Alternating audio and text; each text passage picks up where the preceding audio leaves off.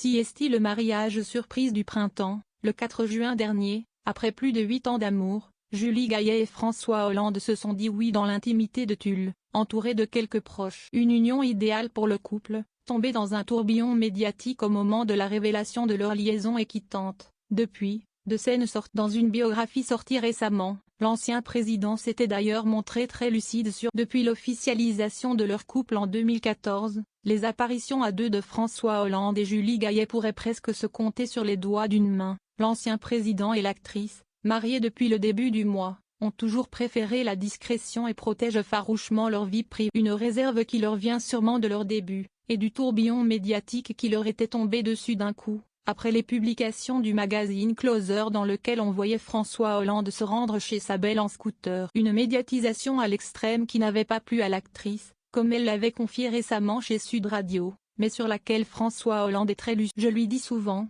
je ne sais pas ce que j'ai grillé dans cette histoire, mais toi tu y as perdu, racontait-il au journaliste Fabrice Lhomme et Gérard Davet pour leur livre Un président ne devrait pas dire ça, une belle preuve qu'il sait parfaitement à quel point ses fonctions auraient pu détruire leur couple. Mais l'actrice est toujours restée à ses côtés, dans l'ombre lorsqu'il en avait le plus besoin, sans jamais se mêler de la vie politique, au contraire des autres compagnes de l'ex-président socialiste, Ségolène Royal et Valérie Trierweiler. Une qualité qu'il a souvent appréciée chez elle.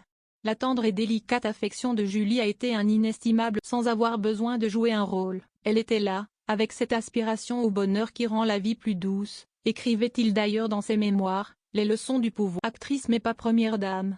Une relation qu'ils n'ont réellement officialisée qu'après la passation de pouvoir avec Emmanuel Macron. En effet, l'actrice avait complètement refusé de prendre le rôle de première dame qui lui tendait les bras. J'ai fait ce choix de rester qui j'étais, de rester à ma place et de ne pas mettre un pied du côté. Je n'aille jamais passer cette porte-là, j'ai toujours été très claire, avait-elle notamment expliqué quelques jours après leur mariage, qui s'est déroulé dans la plus stricte intimité avec quelques témoins seulement dans leur fief corrézien. Ils s'apprêtent à reprendre leur vie en séparant toujours la vie publique de la vie privée. Une caractéristique qu'ils tiennent à respecter même avec leurs amis. Michel Drucker, par exemple, pour moi, ce n'est pas un couple de pouvoir. Chacun travaille de son côté, a en effet confié l'animateur au magazine. D'ailleurs, si l'on dînait une fois chez moi à Paris, je les vois plutôt séparément,